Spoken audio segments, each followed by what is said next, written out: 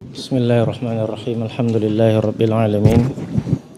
Wa sallallahu wa sallama ala nabiyil karim al-mab'uthi rahmatan lil alamin. Nabiyyina Muhammad wa ala alihi wa ashabihi ajma'in. Wa man tabi'ahum bi ihsanin ila yaumiddin, amma ba'd. Alhamdulillah, segala puji dan syukur hanyalah milik Allah Azza wa Jalla. Dan kita memohon kepada Allah agar memelihara kita daripada keburukan diri kita dan kejahatan amalan-amalan kita. Dan pada malam ini insya-Allah kita akan teruskan lagi bacaan kertas kerja seminar Akidah Ahlussunnah wal Jamaah. Dan kita sedang membaca beberapa bahagian daripada kertas kerja yang disiapkan oleh Al-Ustaz Muhammad Zahir hafizallahu ta'ala berkaitan dengan takwil. Kita berhenti di muka surat berapa? 36. Iaitu adakah ulama salafus salihin mentakwil ayat-ayat sifat, ya? Baik, hakikat takwil yang sebenar. Sesungguhnya bahasa Arab telah memelihara dan mencatat bentuk dan makna kalimat ini sebagaimana telah terpelihara sekalian ilmu. Ini didapati dalam tulisan-tulisan dengan keperincian dan perangkuman yang menyeluruh, iaitu di dalam mu'jam-mu'jam, yakni kamus-kamus bahasa. Tetapi ilmu bahasa Arab ini tidak seperti ilmu lain yang mana boleh berubah-ubah sebagaimana di kebanyakan ilmu-ilmu yang lain. Bahkan pembahasan dan penulisan di dalamnya ini tidak diambil sebelum zaman kerusakan bahasa, disebabkan percampuran dengan umat-umat yang lain, yakni umat Ajam, non-Arab. Jadi ini pendahuluan berkaitan dengan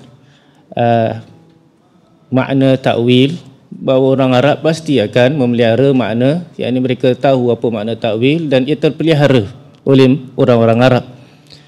Kat mana kita akan jumpa makna satu-satunya kalimat di dalam tempat yang memelihara makna-makna bahasa, iaitu di dalam kamus-kamus bahasa.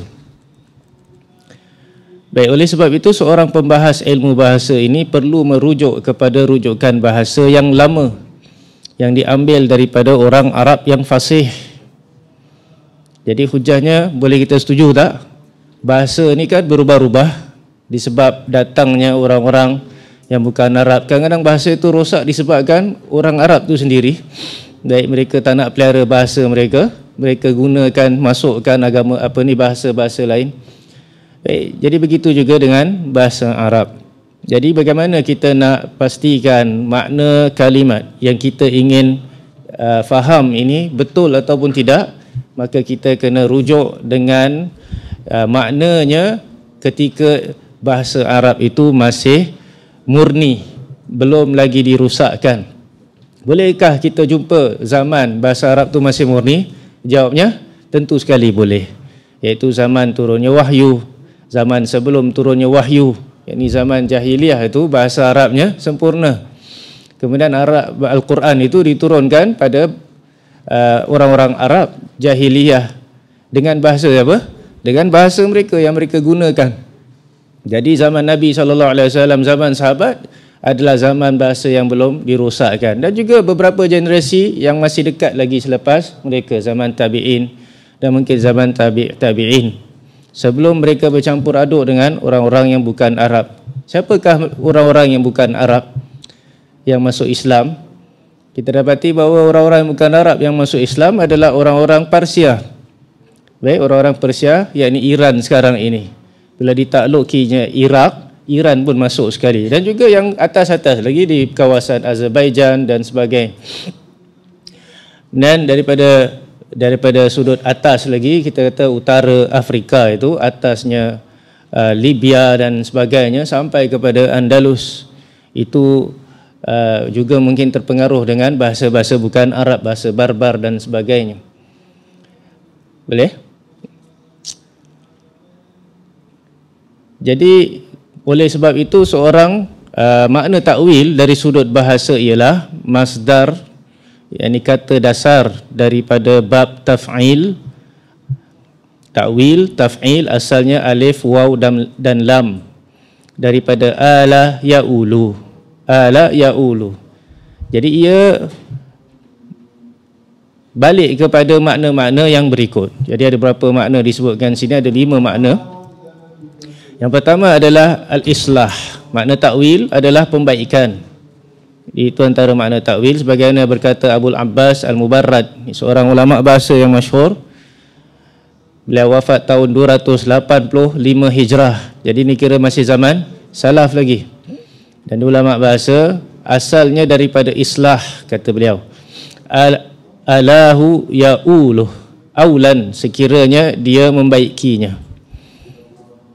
Abu Ibrahim Ishaq Al-Farabi Al-Lughawi yang wafat 350 Hijrah dan Al-Azhari tahun 370 Hijrah telah menyetujuinya. Jadi takwil, kalau disebutkan kita takwilkan suatu perkara, maknanya kita perbaikinya. Bukan rusakkannya, itu asal ya. Dan yang kedua adalah al-auda wa ruju'. Itu makna, satu lagi makna untuk takwil, yakni kembali dan pulang. Tapi kalau nak gunakan kalimat takwil dengan makna ini, ia memerlukan ila dan an. Ila dan an sebab dia ada makna balik. Balik kepada, pergi ke.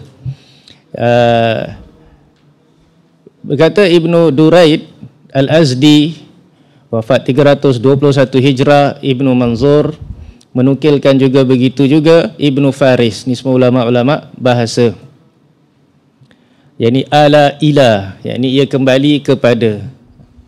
Nah, yang ketiga adalah khuthur dengan kha, yakni kembali kepada kekurangan. Ini satu lagi makna yang disebutkan oleh Al-Azhari dan Al-Jauhari.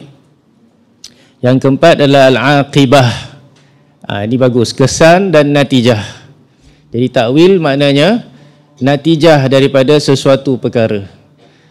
Yang ini disebutkan oleh Imam Al-Farra, wafat tahun 207 Hijrah, lagi awal lagi. Dia nak ikutkan zaman apa? Lagi zaman Imam Ahmad bin Hanbal rahimahullah ta'ala, bahkan lagi senior daripada Imam Ahmad bin Hanbal. Imam Ahmad wafat tahun 242 Hijrah. Nah, kemudian jadi kalau maknanya takwil itu akibat sesuatu perkara, takwil adalah akibat sesuatu perkara. Bila katakan takwil perkara ini adalah begini, maknanya akibat perkara ini adalah benda ini, natijahnya. Yang ini namakan hakikat. Yang kelima adalah at-tafsir. Ini masyhur, ramai yang tahu makna ini. Ibnu Jarir menyebutkan makna ini, begitu juga Imam Al-Jauhari. Jadi takwil sesuatu kalimat itu adalah mentafsirkannya, dan telah kita terangkan panjang lebar tentang makna tafsir, iaitu menerangkan maksud orang yang berkata-kata, bukan apa yang kita faham, apa yang sepatutnya dia maksudkan. Baik, jadi banyak makna kat sini. Lafaz takwil dalam Al-Quran banyak pula kita dapati. Jadi takwil ni ada tak dalam Quran? Ada dalam Quran. Yang ni lafaz ni ada disebutkan dalam firman Allah SWT. Dan apakah maknanya dalam Al-Quran? Jadi ini cara kita nak kaji makna sesuatu kalimat. Sebab Quran ini tentu sekali adalah bahasa yang masih murni. Betul tak? Apa juga makna, kalau ia bersalahan dengan makna dalam Al-Quran, maka kita tolak yang lain, kita ambil yang Al-Quran. So Al-Quran tu dah tentu benar 100%, sebab ia firman Allah Subhanahu Wa Taala dalam bahasa Arab yang jelas. Jadi Al-Quran ada membawakan satu ayat firman Allah Subhanahu Wa Taala, ba'da a'udzubillahi minasyaitonir rajim, fa ammal ladzina fi qulubihim zayghun fayattabi'una ma tashabaha minhu ibtigha'al fitnati wa ibtigha'a ta'wilihi wa ma ya'lamu ta'wilahu illallah. Yani, dan ada pun orang-orang yang di dalam hatinya penyelewengan, maka mereka akan mengikut apa yang samar-samar daripadanya untuk mencari-cari fitnah dan untuk mencari-cari takwilnya. Dan tidaklah yang mengetahui takwilnya melainkan Allah, hingga akhir ayat tersebut. Ya, apa maknanya mencari takwilnya? Nah, mencari yang tidak mengetahui takwilnya, tafsirannya. Tak ada orang yang tahu tafsiran sebahagian ayat-ayat ini kecuali Allah Subhanahu Wa Taala.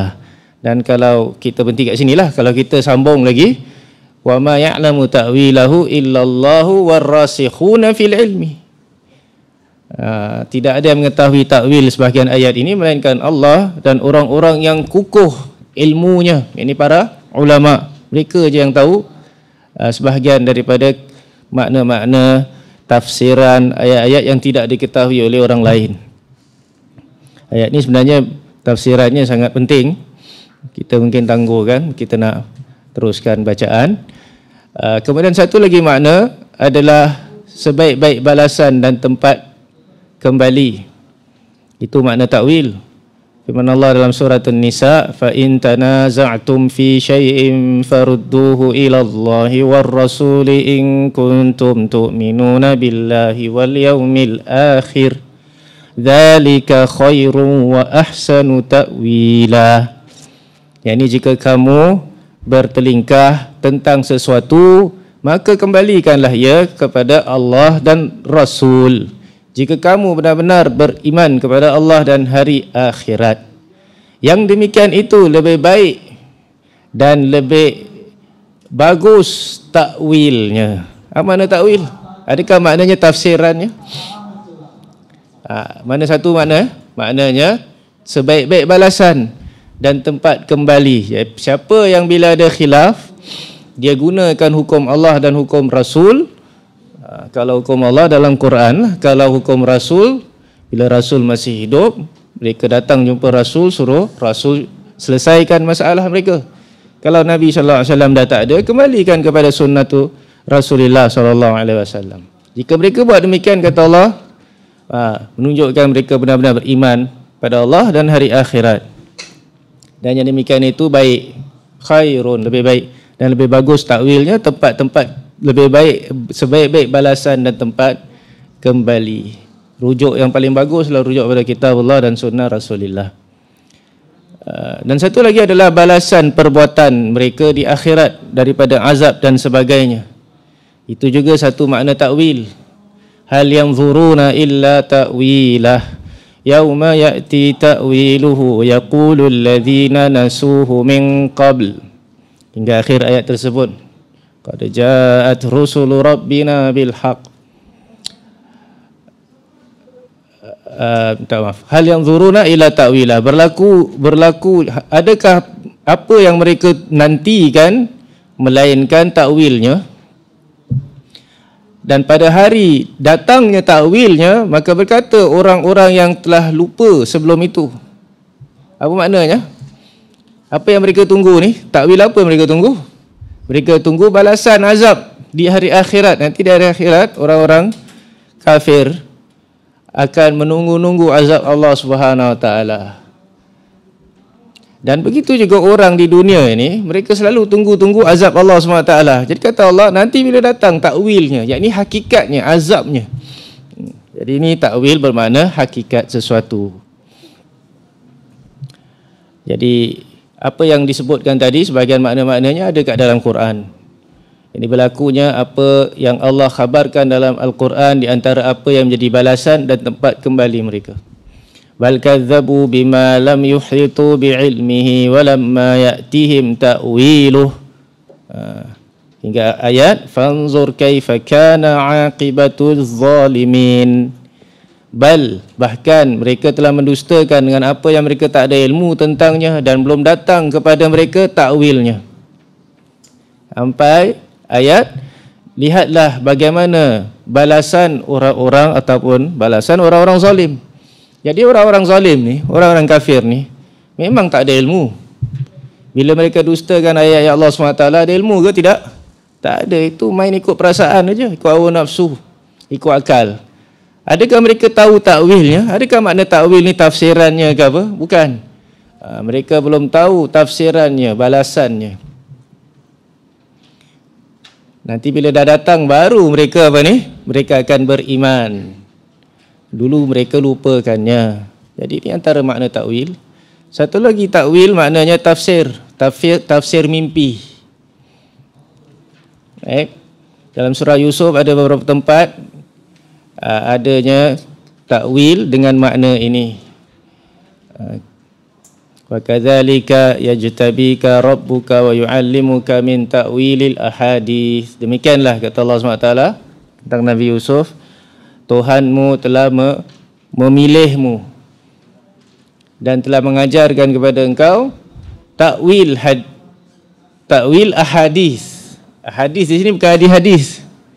Yang dimasukkan di sini adalah mimpi. Jadi takwil mimpi. Apa takwil mimpi? Tafsiran mimpi juga. Tapi tak semua orang tahu takwil mimpi. Ada orang action tahu takwil mimpi ya. Lepas tu dia minta duit. Nah. Satu takwilan mimpi dapat sekian-sekian upah. Tak semua orang boleh takwil mimpi, tapi kita tak boleh cakap tak ada orang tahu takwil mimpi. Ada orang boleh tahu. Biasanya yang tahu takwil mimpi adalah orang-orang saleh, orang-orang alim. Dan mimpi ni kadang sama, tapi kalau satu orang mimpi takwil dia macam ni, satu orang lagi mimpi takwil dia mungkin lain. Jadi seorang yang nak takwil mimpi, dia tak boleh keluarkan satu formula, tulis buku je takwil mimpi awak beli, lepas tu awak boleh apply. Tak boleh, salah. Dan pernah tak awak jumpa buku takwil mimpi Muhammad bin Sirin? Pernah dengar? Kat kedai-kedai buku. Takwil mimpi kononnya pengarangnya Muhammad bin Sirin. Kata Syekh Masyhur Salman, ia tidak sabit daripada Muhammad bin Sirin. Siapa yang tulis tak tahu, wallahu alam. Tapi dinamakan takwil mimpi Muhammad bin Sirin. Tak patutnya kita jumpa kitab macam itu daripada kalangan ulama tabi'in. Muhammad bin Sirin ni salaf ataupun kibar tabi'in.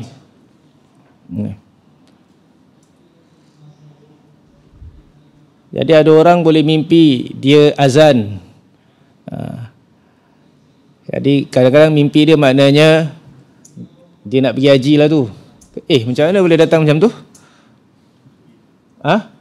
Sebab dalam Quran ada.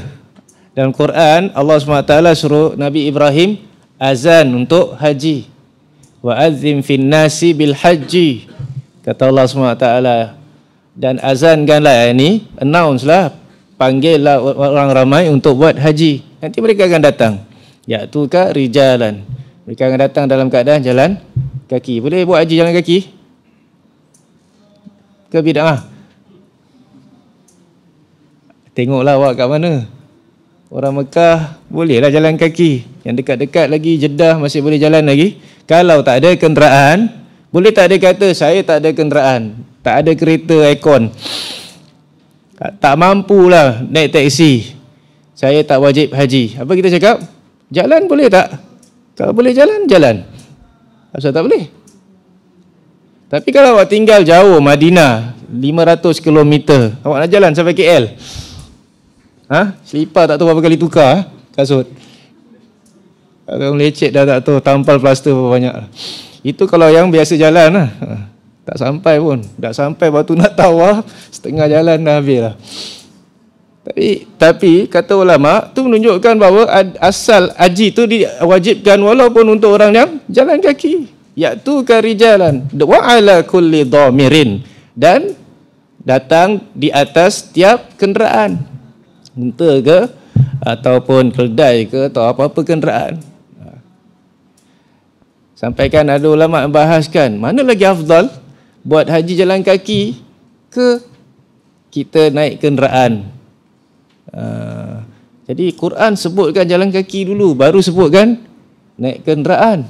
Jadi jalan kaki afdal. Betul ke gitu? Macam mana? Tak pernah dengar ni semua? Jauh kita nak jalan. Bukan jalan pergi haji lah, maknanya jalan dalam kita punya journey belajar ilmu ni jauh lagi sebenarnya. Maksud saya juga, saya pun kongsi supaya tak lupa. Hari tu baru di Masjid Raudhah kita ada baca kitab Imam Zahabi, Kabair, dosa-dosa besar. Giliran saya tentang apa? Tentang dosa tak buat haji. Jadi diterangkan tentang syarat-syarat wajibnya haji. Jadi bila kita tahu tu baru kita boleh hukumkan orang ini dosa besar sebab dia tak pergi haji walaupun cukup syaratnya. Antaranya adalah itulah kemampuan tadi. Apa yang dimaksudkan oleh kemampuan. Tapi Nabi SAW buat haji naik apa?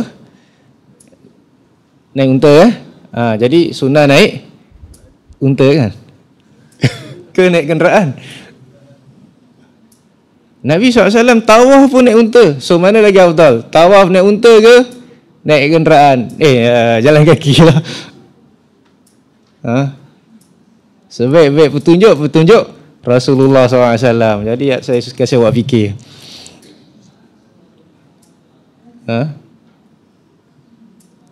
Tak tahu. Khudhu anni manasikakum. Tu dia.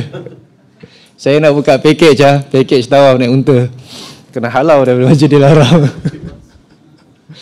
Lepas tu saya punya syiar, ambillah daripada aku manasik kamu. Bagus. Harap-harapnya memang betul lah diikuti manasik haji yang betul. Dia jawabnya apa? Jawabnya apa? Mereka kata Rasulullah SAW naik unta tu ada sebab ke tak ada sebab? Adakah dia sebagai ibadat, maknanya naik unta tu supaya nak dekatkan diri pada Allah SWT, ataupun dia ada sebab-sebab yang boleh kita garap dengan akal? Ini dibahaskan oleh ulama. Jadi jangan kita ingatkan bahawa semua perkara tu tak boleh tak boleh fikirkan dengan akal. Jadi mereka kata ada. Nabi SAW berapa kali buat haji ni? Di pertama kali, bukan dah banyak kali pun, pertama kali. Orang ramai ke sikit nak tengok Nabi buat haji macam mana? Ramai. Kalau Nabi SAW kat bawah macam biasa, orang dekat aja boleh nampak, orang jauh tak boleh nampak macam mana Nabi buat. Nanti kan leceh nak kena ajar lagi. Dan bukannya ada kursus haji macam kita. Kita ni kalau tak pergi kursus haji memang macam tak sah pergi. Macam tak sah pergi. Tak ada kursus-kursus, tak ada apa semuanya. Mari buat haji. Nabi beritahu kepada semua orang Madinah baik dan luar Madinah, hatta di Yaman, sahabat-sahabat semua dengar, tahun ini Nabi Muhammad akan buat haji. Kenapa? Supaya sama-sama datang tengok, ikut serta buat haji. Sebab tu Muaz bin Jabal, Ali radhiyallahu an, jauh kat Yaman. Mereka datang jumpa Nabi SAW dekat Mekah. Jadi semua keluar dan bersama-sama buat haji. Jadi sebab itu Nabi SAW ada di atas unta, jadi orang boleh lihat apa yang Nabi buat. Boleh? Adapun selain daripada itu, kita dapati bahawa sahabat-sahabat lain tak dengar pula kita, Khulafa' Rashidin Abu Bakar Umar Uthman pun tawaf naik unta. Boleh? Jadi penting kita faham dalil ini dengan apa? Dengan pemahaman sahabat-sahabat radhiyallahu anhum. Itu juga dalam akidah seperti ini. Jadi kita dah terangkan takwil mimpi. Takwil juga boleh makna takwil mimpi, mentafsirkan mimpi. Yang ketiga, sebaik-baik pahala dan balasan. Itu juga makna takwil. Hampir sama dengan yang tadi. Wa auful kaila idza kiltum wazinu bil qistasil mustaqim. Dzalika khairu wa ahsanu ta'wila. Surah Al-Isra. Dan penuhilah takaran apabila kamu bertakar, dan timbanglah dengan timbang yang adil. Yang demikian itu lebih baik dan bagus takwilnya. Macam tadi zalika khairun wa ahsanu ta'wila. Jadi buat adil dalam jual beli ini, bagus takwilnya, maknanya bagus dan baik pahala dan balasannya. Takwil banyak mana ikut kepada ayat tersebut. Takaran maknanya kita ukur dengan apa? Kalau timbang kita ukur dengan berat, kalau takaran kita ukur dengan apa? Satu dengan weight, satu dengan apa?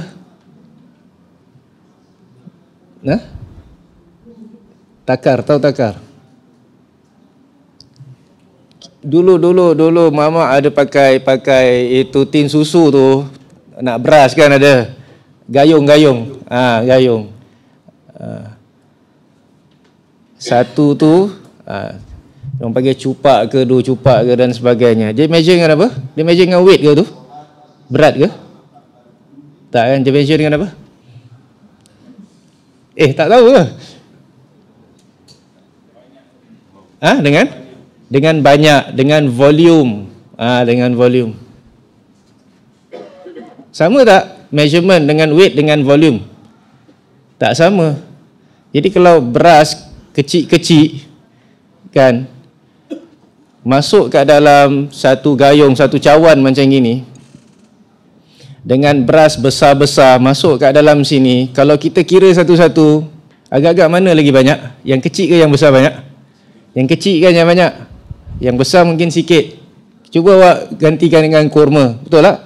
Kurma yang besar-besar masuk kat dalam gayung dengan kurma yang kecil-kecil, kurma ajwa. Kurma ajwa lagi banyak kat dalam. Dan beratnya pun tak sama kan? Jadi lain, unit dia lain. Yang dalam kita punya zakat fitrah, disuruh kita keluarkan zakat fitrah tu dengan beras kan? Dengan beras ni dengan berat ke dengan volume? Dengan volume. Mana ada dengan berat? Dengan sok. Dengan sok itu yang Milo, yang teh tarik yang besar punya tu. Tapi lagi besar lah sebenarnya. Dia macam satu baldi kecil. Itu dia punya unit dia. Bukan berat. Tapi zaman kita, hampir kita volume dah tahu. Saya tanya tadi pun test tak tahu. Kita cuma tahu kilogram dengan gram saja. Jadi oleh kerana zaman kita orang dah tak tahu, terpaksa diorang kena convertkan untuk kita apa? Dalam bentuk berat. Padahal bukan dengan berat. Nak ikutkan sebagai ulama tak kasih kita keluarkan dengan berat, tak sama. Dia mesti dengan apa ni? Dengan volume. Volume ni tak sama. Kalau besar benda tu, kecil ke benda tu kan, beza. Berat dia kan beza. Ada kurma lemak banyak ke tak? Gemuk. Jadi berat. Ada kurma kurus saja, kecil. Kalau rutop, kurma basah, berat. Ada air kat dalam. Kalau kurma kering kita makan, tak sama, dia ringan. Walaupun volume dia sama. Jadi apa yang kita buat sekarang ni, mesti kita bila letakkan weight, kita mesti lebihkan. Mesti lebihkan, kita kena hati-hati. Takut terkurang. Jadi asalnya dulu mereka tak payah nak timbang, mereka cukup dengan apa ni, main cedok dengan tapak tangan ini. Satu mud, jadilah unit untuk zakat. Jadi zaman dahulu ada timbangan, adanya takaran. Wailul lil mutaffifin allazina idza iktalu 'alan nas kala yakilu iktala, itu semua maknanya takar.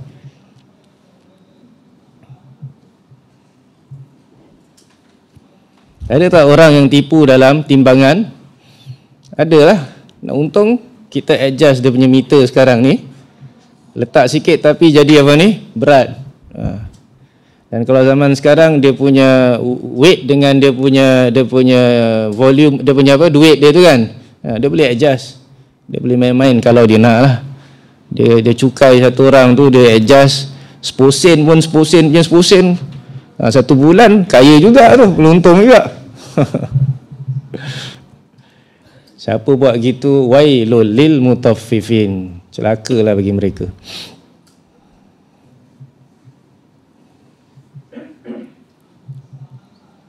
Itu perbuatan kaum Nabi Syuaib.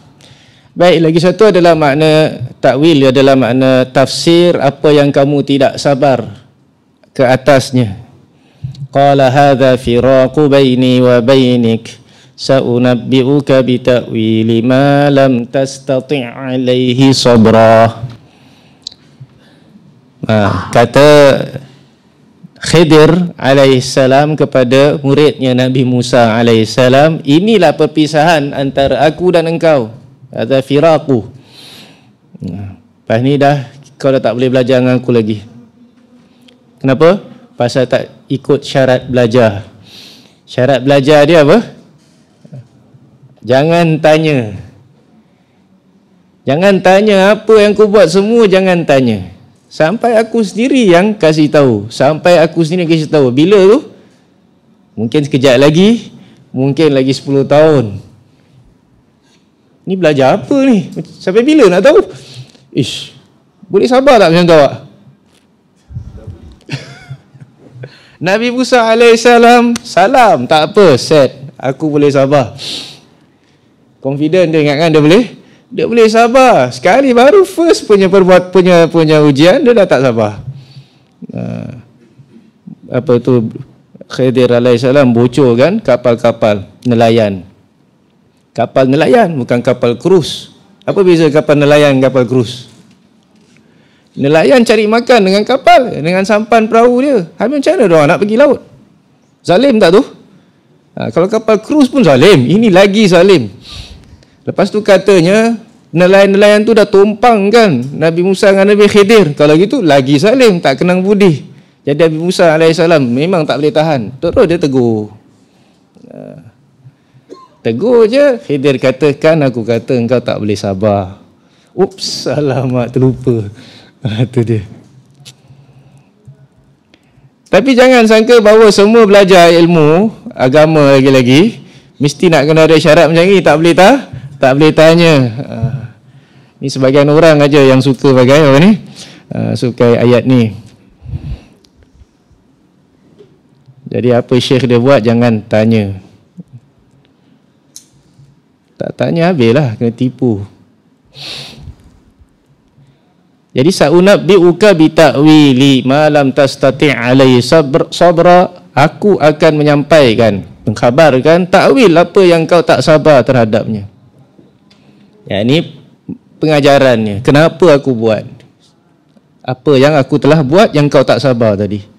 3 perkara yang dibuat oleh Khidir alaihissalam. Dia bocorkan kapal, dia bunuh satu orang budak yang belum balik lagi.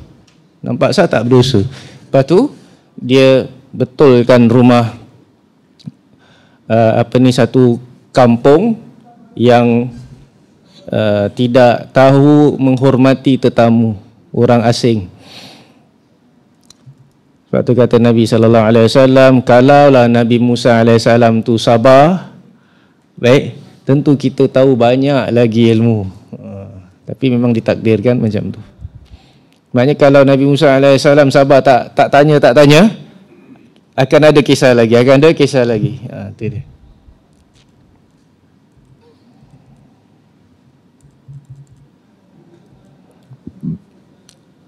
Inilah surah yang sepatutnya menerangkan tentang kebesaran Allah Subhanahu Wa Taala, ajaibnya kuasa Allah Subhanahu Wa Taala. Itu pun sebab antara sebab atau hikmah dianjurkan kita untuk bacanya setiap minggu kan ada Suratul Kahfi. Tapi yang herannya daripada surah ini juga banyak kesesatan yang diambil oleh sebagian orang. Itu yang pelik. Ilmu laduni lah, wali tak payah ikut syariat Nabi lah, wali lagi afdal daripada Nabi lah dan sebagainya. Yang lagi-lagi ilmu laduni tu. Jadi ilmu laduni ni lagi tinggi daripada ilmu wahyu tu. Dia direct boleh datang daripada Allah SWT. Rahsia takdir Allah SWT dan lain-lain kebatilan lagi.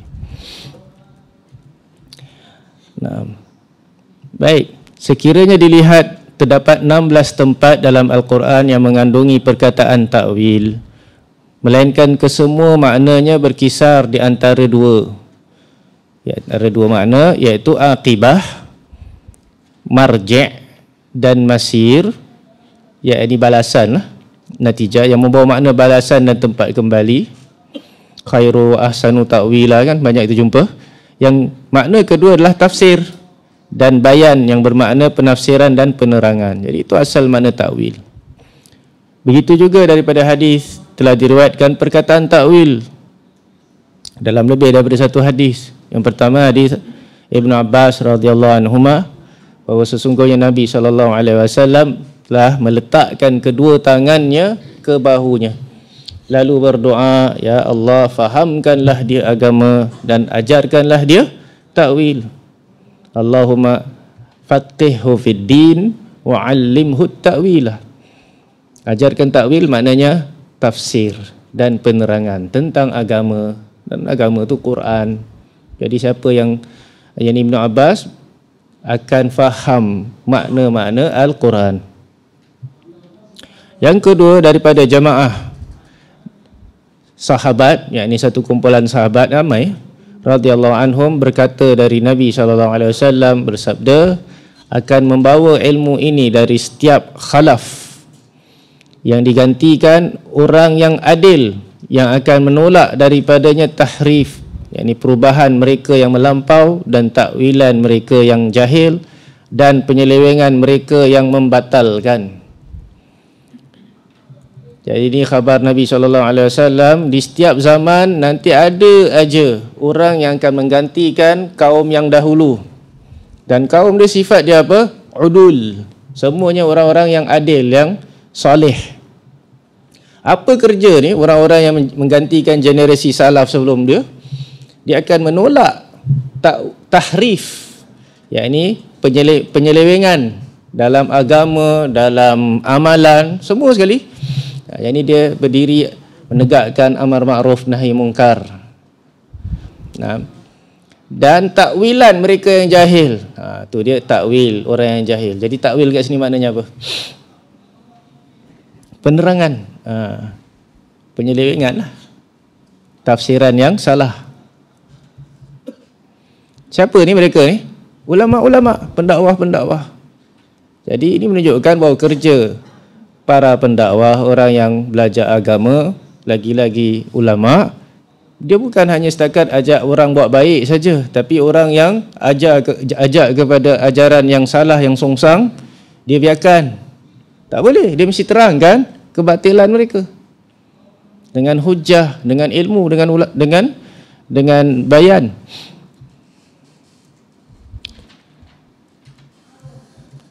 Tapi sebagian orang kata kalau ustaz buat macam tu, terangkan kesalahan orang, dia tukang pecah belahkan manusia, masyarakat, orang dah bagus-bagus harmoni, dia pecah belahkan, terangkan orang punya kesalahan, kebatilan.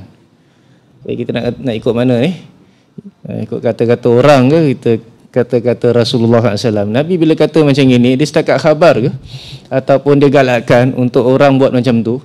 Tolak takwilan orang yang jahil, tolak tahrif, penyelewengan yang batil. Yang ini digalakkan. Jadi ini antara sebenarnya matlamat objektif menuntut ilmu. Menuntut ilmu dasarnya adalah mengangkat kejahilan daripada diri sendiri dan kemudian daripada orang lain. Bila jahil dah terangkat, maknanya dia alim. Tapi dia ada fungsi lain. Lepas tu dia ajar orang lain dan juga kena terangkan kebatilan yang berlaku.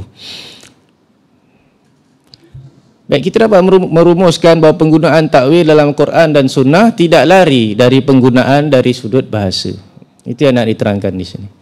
Jadi manakala takwil dari sudut istilah mutaqaddimin, yakni orang-orang yang dahulu, mempunyai dua makna yang bersandar kepada dalil bahasa Arab, Al-Quran dan As-Sunnah. Jadi sekarang kita nak ringkaskan. Jadi apa makna takwil? Ringkasnya yang dalam konteks kita, takwil maknanya tafsir, bukan menyelewengkannya. Nanti kita akan dapati bahawa ada golongan gunakan takwil tapi maknanya lain. Dia kata dia takwil juga tapi sebenarnya dia bukan tafsir. Dia dah menyeleweng, tahrif.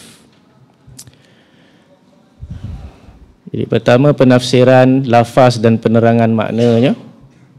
Ini banyak dalam penggunaan salafus salih, sahabat dan tabi'in dan mereka yang selepas mereka daripada kurun yang diutamakan. Jadi ada beberapa nukilan di sini. Hadis Jabir radhiyallahu anhu, beliau apabila mensifatkan haji Nabi sallallahu alaihi wasallam, wa Rasulullah sallallahu alaihi wasallam baina adhhurina wa alaihi yanzilul Qur'anu wa huwa ya'rifu ta'wilahu wa ma amila bihi min syai'in amilna bih. Ini hadis yang agung. Ini tentang sifat haji wada'.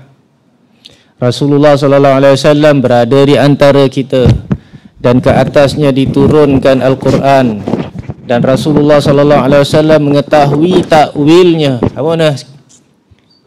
Tafsiran Al-Quran. Dan tidaklah beliau beramal dengan sesuatu, ya ini apa yang dalam Quran, melainkan kami akan beramal dengannya juga.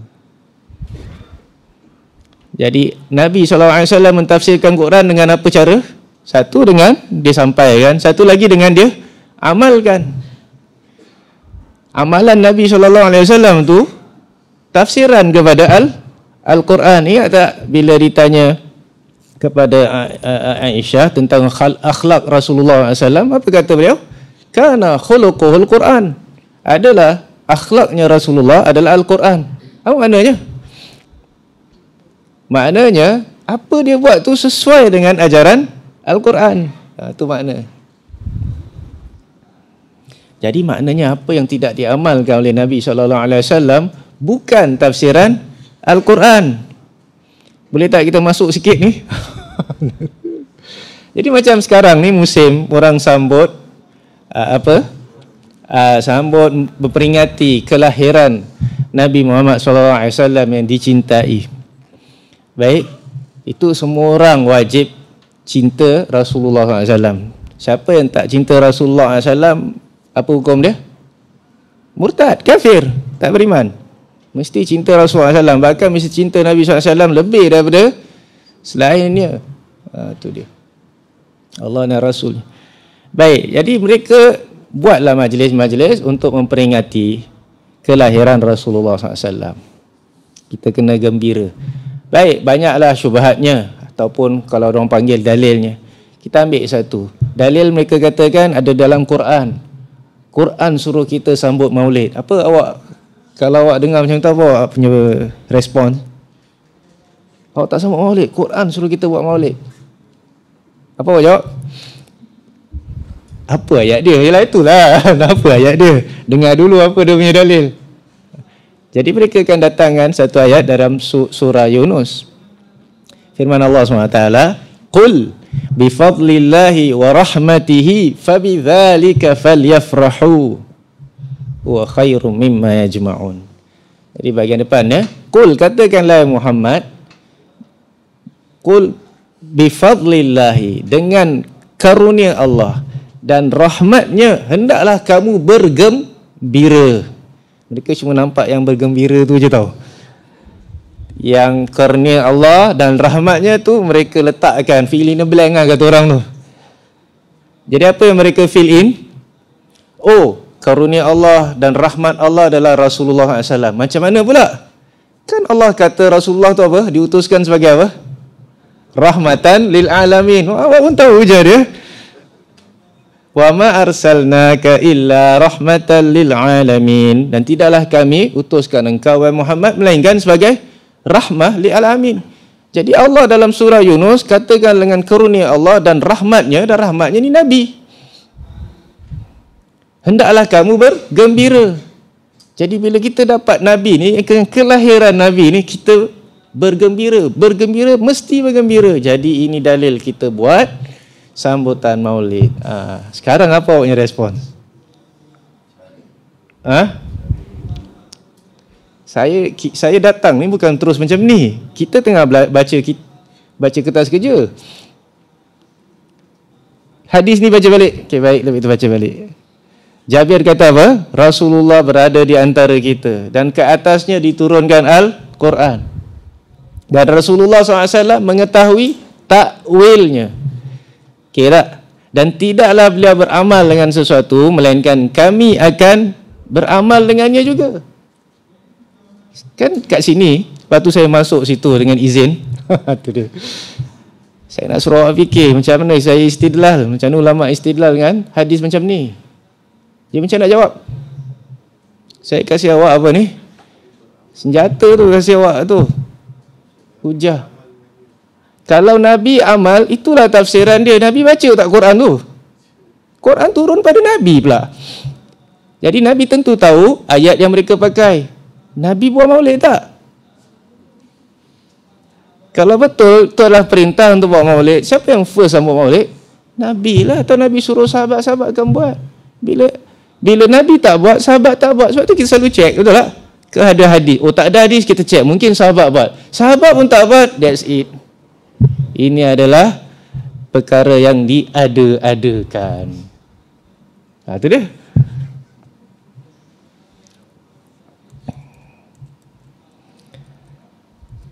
Tapi tak apa. Belajar. Lama-lama kita confident. Lama-lama kita confident dengan hujah. No problem.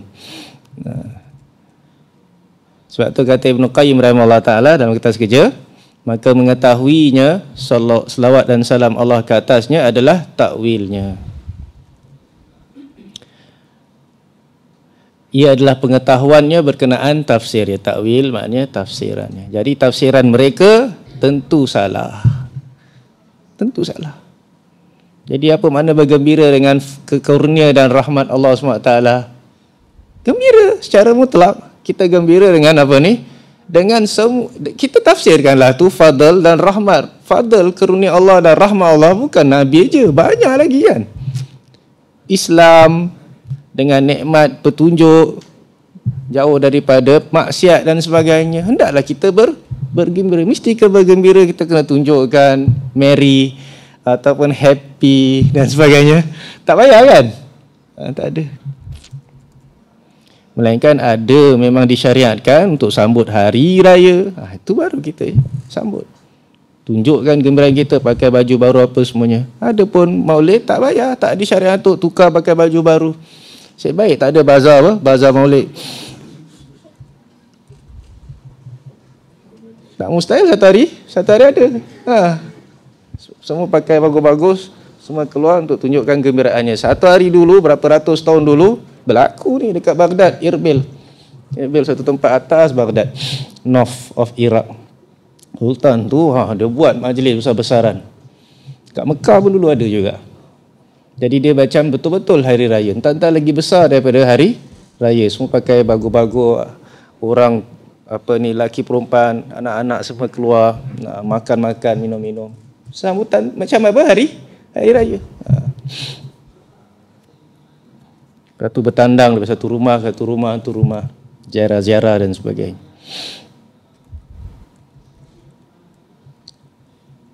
Tak mustahil. Tempat kita ni pun lama-lama kalau tak dicakap ni nanti dia balik semula macam tu. Baik, kemudian satu lagi dalil dalam mentafsirkan ayat di surah Ali Imran, Ibnu Abbas berkata, ana mimman ya'lamu ta'wilah. Itu dia. Aku adalah di antara mereka yang mengetahui takwilnya. Ini ayat dalam surah Al Imran tadi, tak ada yang mengetahui takwilnya melainkan Allah ataupun sambungannya orang-orang yang alim. Kalau habis sampai kat rasikhuna fil ilmi, maka Ibnu Abbas kata aku antara orang yang tahu takwilnya sebab aku orang yang alim. Itu maksud dia. Dan tentu sekali dia bukan nak berbangga-bangga. Nabi pun dah doakan untuknya.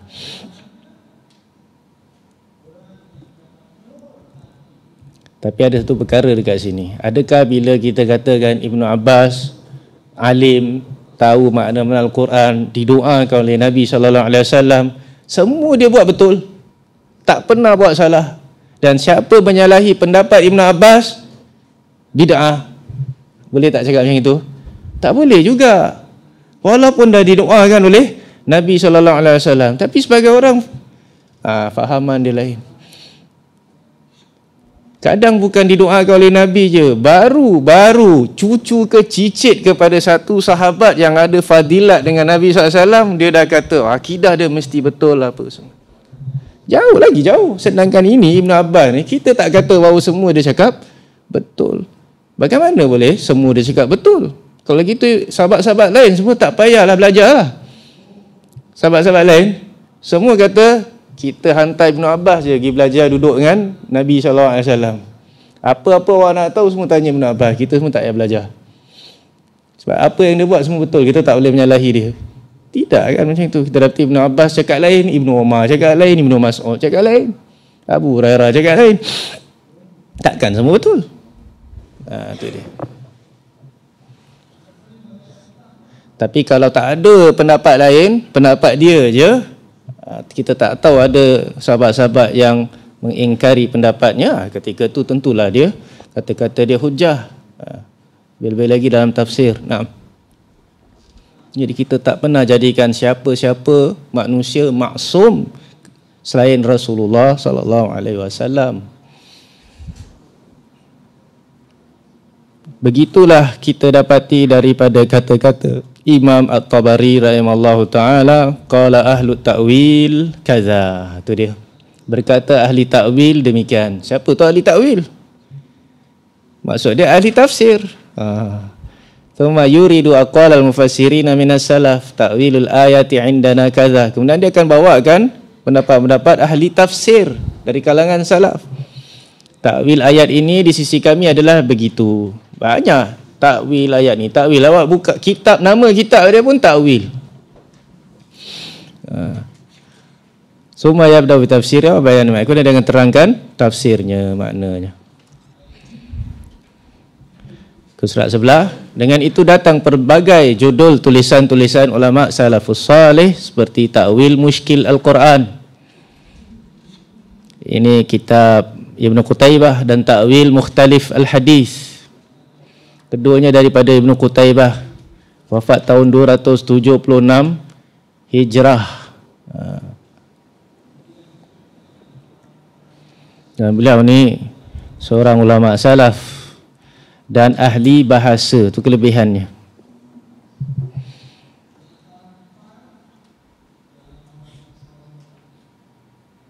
Dia digelar sebagai khatib ahli sunnah. Khatib maknanya apa? Pengkhutbah ahli sunnah, maknanya fasih dia dalam bahasa.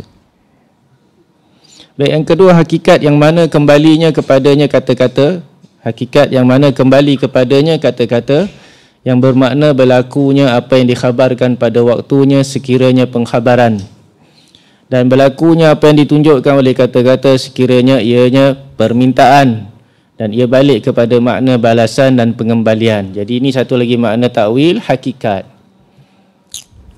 Bila kita tengok contoh mungkin kita akan lebih faham. Seperti kata-kata Aisyah radhiyallahu anha, kana Rasulullah sallallahu alaihi wasallam yukthiru an yaqula fi ruku'ihi wa sujudihi subhanakallahumma rabbina subhanakallahumma rabbina wa bihamdika allahumma ighfirli yata'awwalul Qur'an.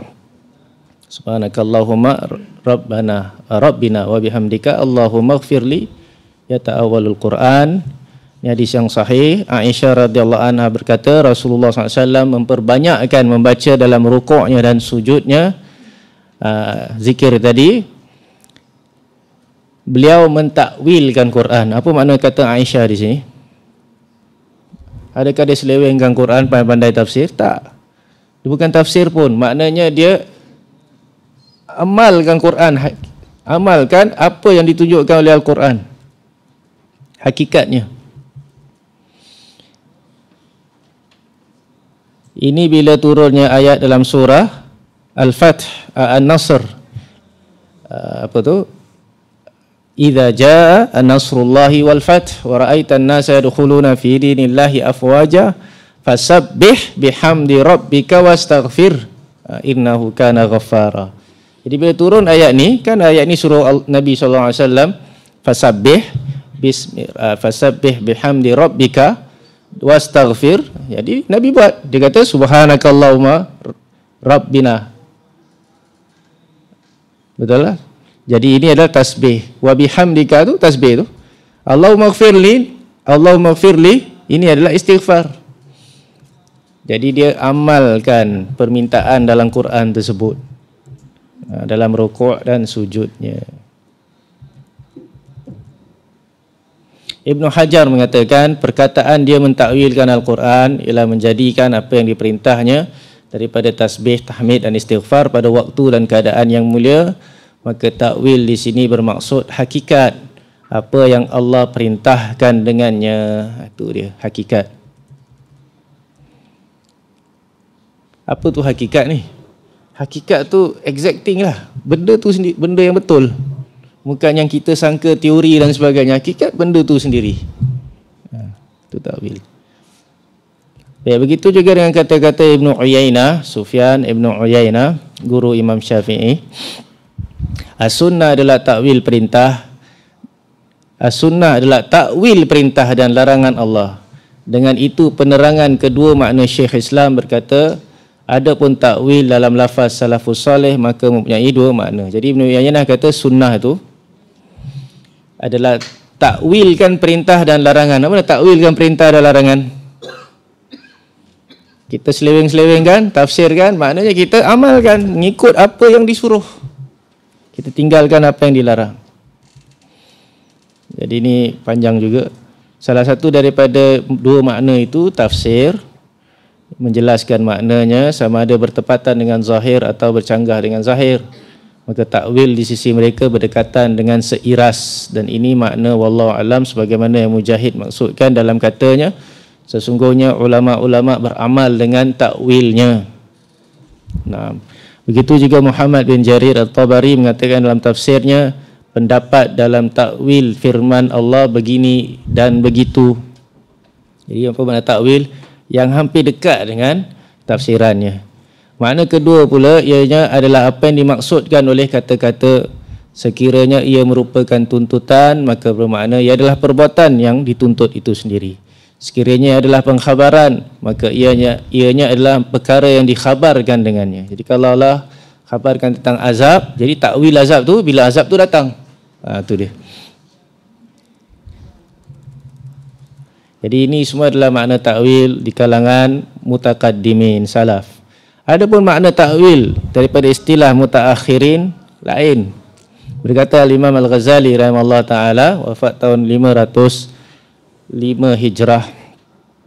Takwil adalah penerangan dari kemungkinan yang disokong dalil menjadi sangkaan. Kemungkinan yang lebih besar dari makna yang ditunjukkan oleh zahir. Wah, ini memang berpusing-pusing. Definisi takwil. Jadi dia menerangkan kemungkinan yang disokong dalil. Kalau kemungkinan, jadi maknanya satu kalimat itu boleh ada lebih daripada satu makna. Baik.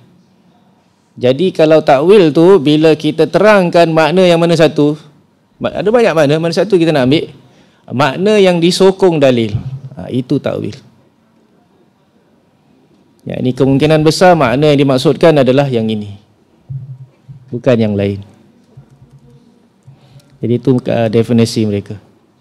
Cabang-cabang takwil. Takwil yang sahih, ada takwil yang sahih, ada takwil yang tak sahih lah. Jadi ini perkara yang penting, bukan semua takwil ulama boleh terima. Ada takwil ulama yang mesti tak boleh terima. Jadi ada takwil sahih, ada takwil yang tidak sahih. Apa maksud takwil yang sahih? Takwil yang sahih ialah membawa lafaz zahir, lagi sekali membawa lafaz zahir di atas yang berkemungkinan yang marjuh dengan dalil yang menjadikannya rajih. Apa makna takwil yang sahih tu? Yang saya terangkan tadi. Ada banyak makna. Kita ambil yang mana satu? Yang ada dalil menunjukkan dia makna dia ni. Jadi bila kita ambil yang ini, maka yang lain semua kita tolak. Yang tolak tu maknanya marjuh. Selalunya dia adalah lafaz zahir.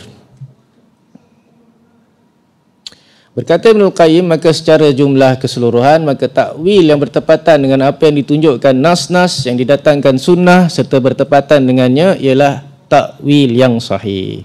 Jadi contohnya kalau ada ayat Quran kat tempat lain maknanya macam ni, kira tak ada, kita dah jelas lah, dah jelas. Lepas tu kita ada lagi satu ayat, ada jumpa kalimat ini. Dan mungkin makna dia gitu, makna dia gini, tapi kita jumpa dia digunakan kat tempat lain, makna dia macam tu. Jadi kita ambil ayat tu, makna dekat situ, kita masukkan kat sini. Jadi kita takwilkannya dengan dalil. Contohnya, nasullaha fanasiyahum. Mereka telah lupakan Allah, Allah telah lupakan mereka. Maka Allah pun lupakan mereka. Apa maknanya? Mereka lupakan Allah.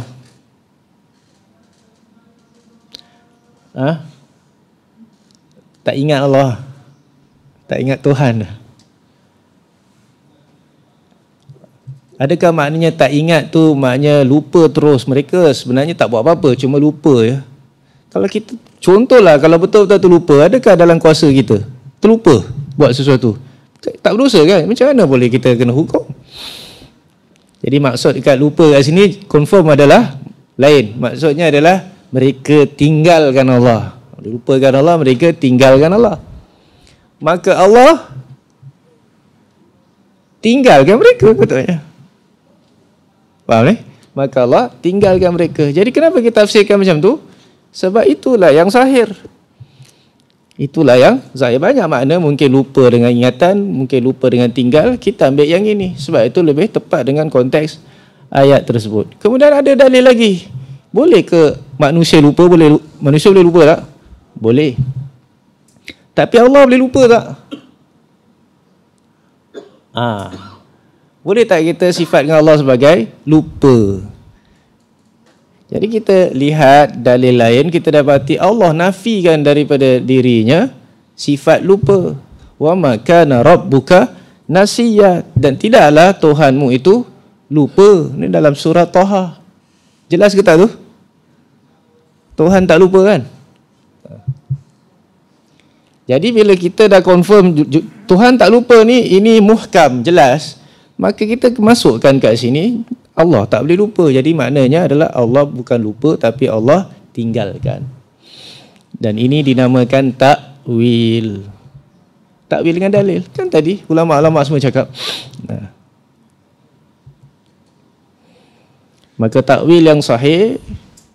Okey, jadi kita baca apa yang dikatakan oleh Ibn Taimiyah rahimahullah ta'ala tentang takwil jenis ini. Jadi ada tak takwil? Ada. Ya, ini takwil sahih kita terima. Disepakati oleh kaum muslimin bahawa diperbolehkan untuk mentafsirkan salah satu dari dua ayat dengan zahirnya. Dengan zahirnya salah satu daripadanya dan mengalihkan perkataan daripada zahirnya. Ia adalah suatu yang tidak terlarang oleh seorang pun dari ahli sunnah. Walaupun sekiranya dinamakan takwil dan pengalihan daripada zahir, bukan suatu tafsiran daripada akal semata. Yang terlarang pula ialah mengalihkan Al-Quran daripada apa yang dimaksud dengan tanpa petunjuk daripada Allah Subhanahu Wa Taala dan Rasulnya, maupun mereka-mereka yang terdahulu, yakni sahabat-sahabat dan salaf. Itu yang tak boleh. Ahlus Sunnah kata boleh takwil jika ada dalil.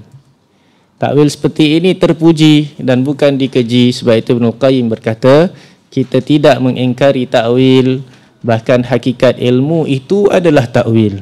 Dan ulama yang rasikhun mendalam ilmunya, dan ilmu mereka adalah dan ilmu mereka mendalam ilmunya, dalam ilmu mereka adalah ahli takwil. Tetapi apa jenis takwil? Jadi Ibn Qayyim maknanya takwil yang betul lah. Jadi kalau mereka jumpa, jadi ini sebenarnya semua adalah foundation untuk menjawab tuduhan-tuduhan mereka yang mengatakan salah pun takwil. Sebab ada kalimat takwil. Ibn Tabari banyak takwil. Kitab ni kitab takwil. Ibn Qutaybah kitab takwil. Dia nak main-main macam tu kan. Tadi Ibn Uyainah kata apa? Islam tu adalah mentakwilkan perintah dan larangan Allah SWT. Nampak? Takwil. Takwil mazhab Ahlus Sunnah. Itu dia. Jadi kita jangan tolak. Jangan terima. Kita tanya dulu. Ni takwil mana satu ni? Jadi yang dimaksudkan oleh salaf adalah takwil yang sahih. Baik, garis pandu takwil yang sahih. Ini banyak ada ulang-ulang juga. Yang pertama, kita boleh bagikan nas syariat tu pada 3 lah. Yang pertama, hendaklah tidak ada kemungkinan bermakna yang lain. Ia adalah nas. Jika kalau kalimat tu dalam nas, maka terhalang takwil. Tak boleh berlakunya takwil. Sekiranya dilakukan juga, maka ini adalah pendustaan terhadap syarak. Penyelewengan pada maksud daripada perkataan-perkataan. Menukarkan daripada yang diperuntukkannya. Ini adalah pada setiap nas-nas syariat yang jelas. Maknanya seperti nas-nas sifat, ketauhidan dan kebangkitan, yakni hari kiamat. Ni awak tak boleh takwil. Bahaya takwil tentang hari kiamat. Nanti orang datang kata, tak ada, syurga ni bukan betul-betul syurga. Ni cuma nikmat-nikmat aja. Gembira saja. Neraka pun bukan neraka. Nanti besok lusa malaikat pun bukan malaikat. Zabaniyah pun bukan zabaniyah. Nanti mereka katakan bidadari pun bukan bidadari. Habis semuanya bukan. Boleh ya? Kalau dah kita buka pintu takwil kat dalam sini, bahaya. Nanti sirat tu, jembatan tu bukan sirat yang betul. Itu pun dah ada orang cakap dah pun. Dia kopi Mu'tazilah. Bahaya. Lepas tu dia pakai akal. Takkanlah jembatan tu atas neraka. Panas macam itu, lagi panas daripada matahari. Tak terbakar pula jembatan tu. Satu. Lepas tu boleh lagi halus daripada sehelai rambut. Lagi tajam daripada sebilah pedang. Lepas tu ada orang, kita disuruh cross pula atas jembatan itu. Itu mustahil. Awak sekarang kalau suruh cross jembatan yang dekat hutan punya tu, yang kayu rongak punya tu kan, awak mesti tak mau buat. Walaupun kat army awak komplain, betul tak? Dia kalau suruh awak macam tu. Ini suruh cross jembatan halus macam rambut. Jadi mana boleh, lepas tu mereka keluar kaedah lah. Mana boleh perintah sesuatu yang tak mampu. Mereka pakai akal lah ni, Mu'tazilah dia tolak ni sebab dia pakai akal. Jadi mereka takwil sirat ni tak ada apa-apa je. Dia bukan sirat yang betul, tapi dia maksudnya dia orang, cara mereka masuk syurga tu laju ke, terbang ke, ataupun macam dengan kuda kencang ke, atau berlari ataupun dan sebagainya. Tak ada sirat yang betul-betul. Apa kita hukumkan? Kurang kata macam tu, bid'ah. Minimum dia bid'ah. Bid'ah dalalah confirm punya. Dan iman dia dalam bahaya. Nak hukumkan dia sebagai kafir, kita tahu bahawa ulama salaf masih tak kafirkan Mu'tazilah. Tu je. Kalau mereka kafirkan Mu'tazilah, kita pun set. Kita pun kafirkan Mu'tazilah. Tapi bid'ah lah. Sebab ni perkara gaib, tak boleh takwil. Sebagaimana datang zahirnya macam tu kita ambil. Begitu juga dengan tauhid. Mana boleh takwil lagi tauhid. Begitu juga dengan sifat-sifat Allah SWT. Mana boleh takwil lagi.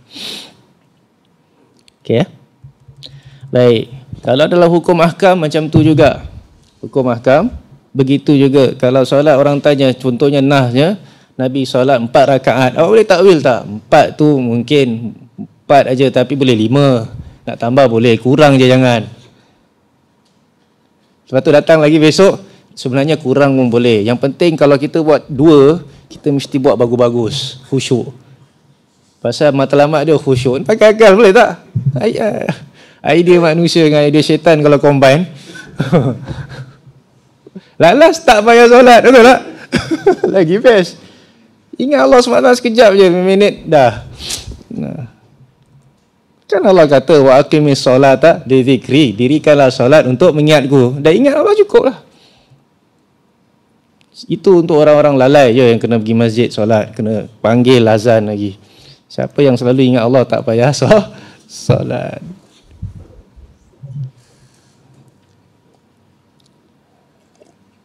Inilah takwil namanya. Itu bahaya tak takwil? Sesat. Baik. Nas yang kedua ataupun jenis dalil yang kedua adalah yang zahir menjadi maksud orang yang bertutur dan telah dikelilingi pula dengan karinah-karinah yang menguatnya, yang menguatkannya. Kita tahu ni yang dimaksudkan. Lepas tu ada dalil-dalil yang menguatkan hal ini. Walaupun ada makna lain. Yang tadi tu tak ada makna lain. Yang ini ada makna lain, tapi yang kuat makna yang zahir. Berkata Ibnul Qayyim rahimahullah ta'ala, nasnya fahadha yunzaru fi wurudihi fa in tarada isti'maluhu ala wajhin wahid istahala ta'wiluhu bima yukhalifu zahirahu lianna ta'wila innama yakunu li mawdi'in ja'a nadiran kharijan an nadhairihi munfaridan anha fayu'awwal hatta yuraddu ila nadhairihi wa ta'wilu hadha ghairu mumtani' لأنه إذا عرف من عادة المتكلم باضطراد كلامه في توارد استعماله معنى ألفه المخاطب أو ألفه المخاطب فإذا جاء موضع يخالفه رده السامع بما عهد من عرف المخاطب إلى عادة المتكلم المضطردة. Sampai وقد صرح أئمة العربية بأن الشيء إنما يجوز حذفه إذا كان الموضع الذي ادعي فيه حذفه قد استعمل فيه ثبوته أكثر من حذفه. ثم مثل رحمه الله لهذه القاعدة العظيمة بأمثلة منها قوله تعالى الرحمن على العرش استوى حيث اضطرد في جميع موارده في القرآن على هذا اللفظ فتأويله باستولى باطل. Wa innama kana yasihhu law kana akthar maji'ihi bilafzi istawla thumma yakhruju mawdi'an nadha'irihi wa yaridu bilafzi istawa. Famithlu hadha kana yasihhu ta'wiluhu bistawla thumma qala fattafattan li hadzal mawdi' waj'alhu qa'idatan fima yamtani'u ta'wiluhu min kalamil mutakallim wa ma yajuzu ta'wiluhu. Panjang dia punya syarah, saya ringkaskan. Sebenarnya kita dah pernah terangkan hal ini sebelum ini, iaitu bila nak takwil kita kena lihat dia ada banyak makna. Tapi kita tahu bahawa orang yang bercakap ni dia maksudkan makna yang zahir saja, bukan yang lain. Dan ada karinah-karinah yang menguatkannya. Contohnya, saya pakai contohlah lebih mudah. Ar-Rahman ala arsy istawa ada kat dalam Quran berapa kali? Mari kita baca. 7 kali. Dan setiap tempat dia pakai apa? Istawa. Tak ada satu kali pun dia pakai istaula. Jadi kalau kita jumpa satu lagi ayat istawa juga, maka kita wajib tafsirkannya, takwilkannya sebagaimana kat tempat lain istawa, bukan istaula. Tak pernah orang yang berkata tu gunakan lain. Kalau istaula tu ada banyak, contohnya daripada 7, 8, daripada 7, 5 kononnya, 5 ke 6 ke, dia pakai istaula, satu tempat dia pakai istawa. Awak nak tafsirkan mana kat mana? Yang banyak kepada yang sikit, sikit kepada yang banyak. Yang banyak kepada yang sikit. Maknanya yang banyak apa? Oh, istaula. Jadi yang kecil ni, yang satu ni pun istaula lah. Dalam kes istawa, satu pun tak ada istaula. Jadi macam mana kita nak takwilkan dia dengan istaula? Jadi istaula tu takwilan yang batil. Okey? Terjemah ni memang penat ni sebenarnya. Saya tak suka terjemah, suka syarah aja. Okay. Jadi ini sebenarnya menekankan lagi kepentingan meraihkan siyak. Siyak tu maknanya konteks, gaya pertuturan. Begitu juga memahami uslub, gaya penutur bagi memahami kehendaknya. Sesungguhnya siyak, konteks ni menunjukkan kepada penerangan bagi yang menyeluruh, menentukan yang berkemungkinan, yang ada kemungkinan, memutuskan yang tiada kemungkinan, yang tidak dikehendaki, mengkhususkan yang umum. Jadi uslub satu kata kita boleh tahu bahawa ni khusus bukan umum, mengaitkan yang mutlak dan kepelbagaian petunjuk. Dan ini adalah daripada karinah, tanda-tanda yang menunjukkan pada kehendak penutur. Kebarang siapa yang tidak mengambil indah dan pincang dalamnya akan tersilap pandangannya dan akan tersilap perdebatannya. Maka lihatlah kepada firman Allah, Dzuqa innaka antal azizul karim, dalam surah Dukhan, kan? Apa maknanya? Azab, rasalah azab seksa. Sebenarnya engkau adalah orang yang terpengaruh dan terhormat. Macam, adakah maknanya betul-betul dia terpengaruh dan terhormat? Tapi balasannya dapat neraka? Tidak kan? Maknanya apa? Ini sebenarnya mengejek dia. Dulu engkau terpengaruh, aziz, kau dulu terhormat, sekarang rasakanlah azabnya. Dulu kau sombong, kau rasakan. Jadi ini mengejek. Uslub macam ini kita tahu. Ini dalil yang kuat mentakwilkannya. Yang ketiga, jenis yang ketiga, apa yang bukan merupakan nas dan bukan pula zahir. Jadi kalau nas satu makna je. Kalau zahir ada banyak makna tapi satu je yang kuat. Dalam kehendak, bahkan ia adalah mujmal yang memerlukan kepada bayan. Dia ada banyak makna, tak ada satu makna pun yang paling kuat. Ini susah, macam nak kuatkan, tak ada benda yang nak kuatkan. Jadi kita kena cari bayannya, mubayyin. Cari dalil yang menerangkannya. Selagi tak jumpa penerangnya, kita kena KIV. Kita tak boleh takwilkan sebab kita tak tahu apa makna dia.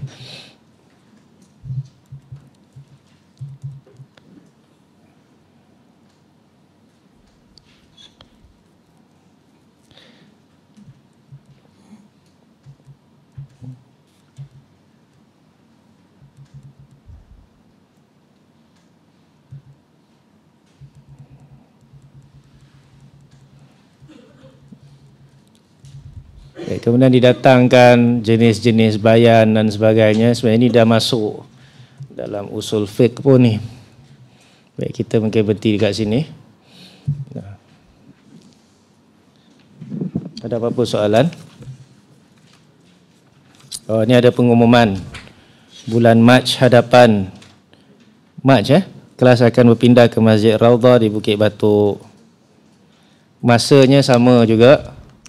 Ataupun lebih tepat lagi lepas Isyak lah. Dah tetap pukul 9. Sebab saya ada kelas di Masjid Raudhah, Maghrib sampai Isyak. Nanti kita sambung lepas Isyak. Jadi diharapkan semua dapat solat Isyak jemaah di Masjid Raudhah. Tapi bulan Mac, first week of March lah. First week of March. Jadi kita lagi 2 minggu lagi. 2 minggu dalam Februari ni. Kita ada dekat sini. Mac nanti kita pindah. Semua tahu Masjid Raudhah kat mana? Tak tahu, Google aja semua.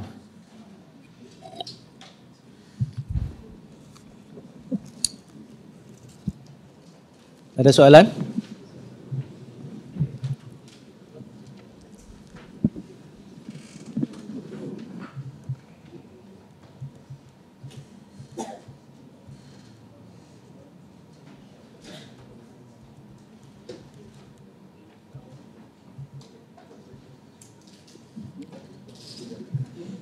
Tak ada? Okey, kita berhenti di sini. Subhanakallahumma bihamdika asyhadu an la ilaha illa anta astaghfiruka wa atubu ilaik. Allahumma salli ala nabiyyina Muhammad wa ala alihi washabbihi wasallam. Assalamualaikum warahmatullahi